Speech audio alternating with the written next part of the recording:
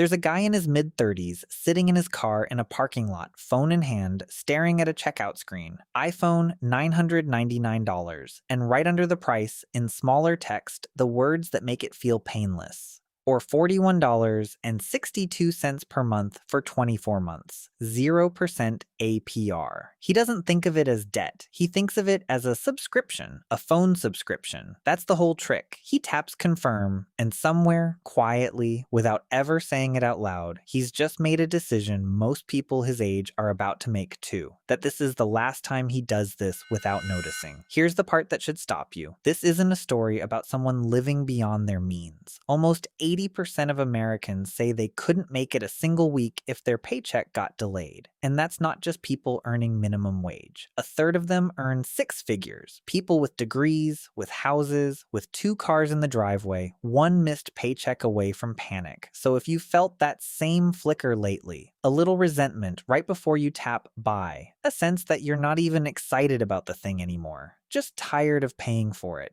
You're not imagining it, and it's not because you lack discipline. It's because a handful of very specific brands have spent years engineering the exact moment where a purchase stops feeling like a choice and starts feeling like a bill you forgot you signed up for. That's the junk, not the products themselves. The quiet, recurring cost of feeling like you have to keep buying them, keep upgrading them, keep replacing them when they conveniently stop working right around the time the new model comes out. Here's who's behind it. And by the end, you'll see why the last one isn't really a brand at all. It's the thing keeping all the others in business. Apple. Nearly half of Americans finance an iPhone instead of paying up front, and Apple's installment plan is one of the most quietly effective retention tools ever built. It's not that the phone is unaffordable, it's that $41 a month feels like nothing until you're carrying that $41 alongside 5 other nothing payments forever, because the day your 24 months end, a new model drops and the cycle resets. And it's not an accident that the timing works out that way. The battery isn't user replaceable. The parts are glued, not screwed. Independent repair shops routinely tell you it's cheaper to replace the whole device than fix the one part that broke.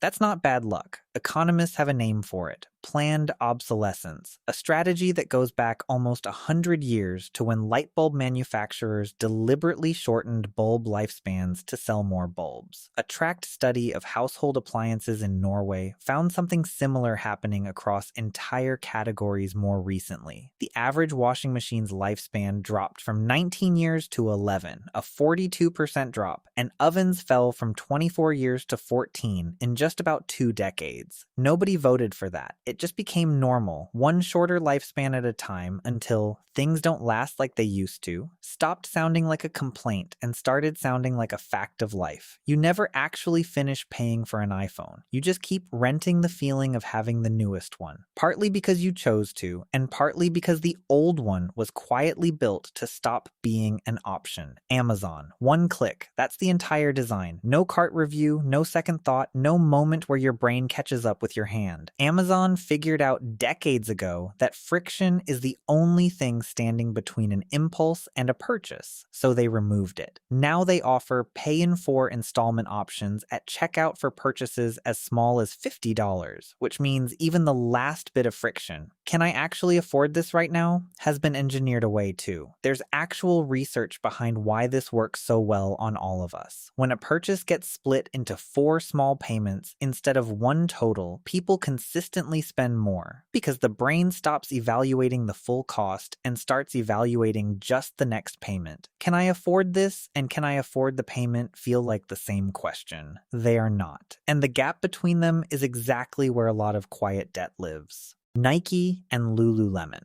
Clothing and footwear are the single most financed category in the country. Over 40% of buy now, pay later purchases fall here, ahead of electronics, ahead of furniture. Not because people need new shoes, because these brands sell identity, not fabric. A $180 pair of leggings isn't a clothing purchase. It's a 4-payment membership to looking like you have it together. And it never really ends because the product is designed to feel outdated on a schedule. New colorways drop almost almost monthly. Limited releases sell out in minutes and instantly resell for double, which teaches your brain that owning last season's version means you're already behind. Look in most closets in this price range, and you'll find the same pattern: a drawer of barely worn leggings in 6 near-identical shades, a shelf of sneakers bought for a hype moment that passed before the box was even opened. Cost per wear on most of it is embarrassing if you actually did the math, which is exactly why almost nobody does. The 4-payment plan isn't selling you a garment. It's selling you the ability to skip that math entirely. Louis Vuitton and Gucci. Here's the one that stings a little. Luxury resale platforms and installment lenders have built entire businesses around one insight. The person buying a $2,000 bag on a payment plan is very rarely the person who can actually afford a $2,000 bag. The logo isn't bought to signal wealth to strangers. It's bought to feel, for a few weeks, like the debt isn't real. And I'll say this gently, because I felt some version of it too.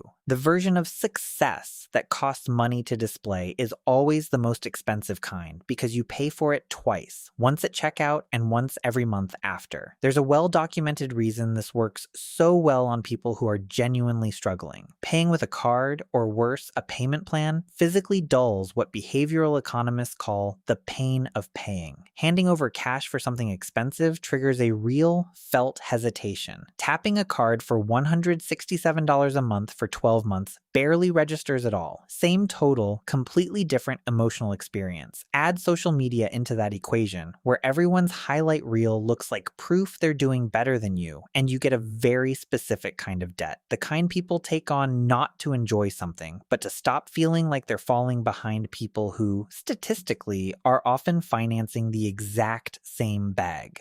Peloton. This is the quiet one, not the bike. The $44 a month membership sitting underneath it, still charging you 11 months after the bike became a coat rack. Peloton figured out that guilt is a better retention strategy than motivation. You don't cancel because canceling feels like admitting the $1,500 was wasted. So you keep paying $44 a month to avoid a feeling, not to use a product. Hold on to that thought. The idea of paying every month just to avoid admitting something, because it's about to show up again, much bigger, in the very last one. Luxury watches. Rolex, Audemars Piguet, boutiques increasingly offer financing or watch loan arrangements because the brand understood something specific, especially about men. A watch reads as an asset. It sits on your wrist looking like proof you've made it, even while the payment plan behind it says the opposite. Now, to be fair, this is the one item on this list that can actually hold or grow in value. A handful of specific steel sports models from Rolex and Patek Philippe genuinely appreciate over time, sometimes selling for 2 or 3 times retail on the resale market. But notice the conditions attached to that. Bought outright at retail from an authorized dealer on a wait list, then worn and held for years, not flipped, not financed. The moment you add a monthly payment plan into that picture, the math flips entirely.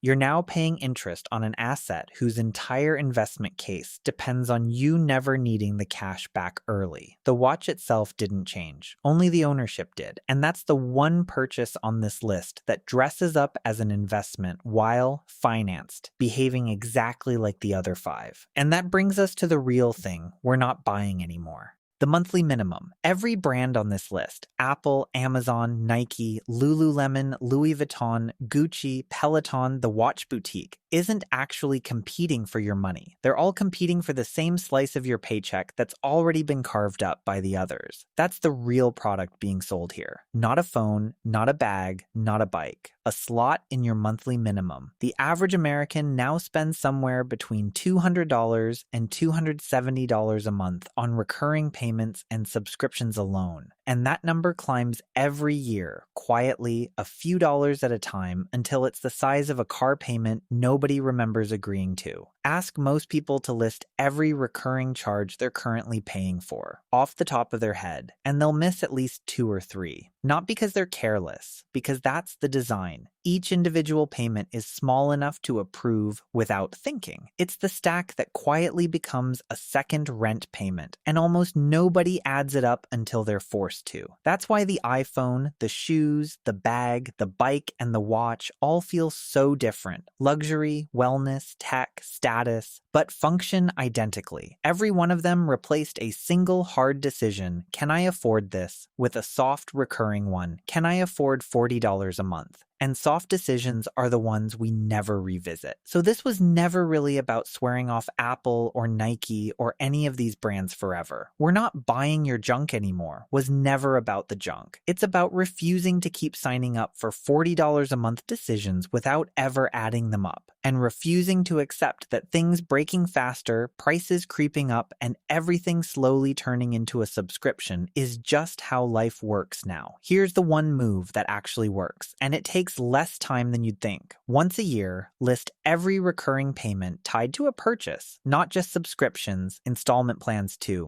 and total it in one sitting. Most people who do this for the first time are shocked, not because they spent recklessly, but because no single purchase ever felt big enough on its own to question. And once that number is finally on paper, the real question isn't just where that freed up money stops leaking. It's where it starts building something instead. Because the same $200 or $300 a month that used to disappear into installment plans is exactly the kind of money that, put into the right kind of asset, starts paying you back instead of the other way around. I actually ranked 20 of those, the boring, unglamorous businesses that keep making money whether you show up or not, from worst to best. I'll leave that right here. See you there.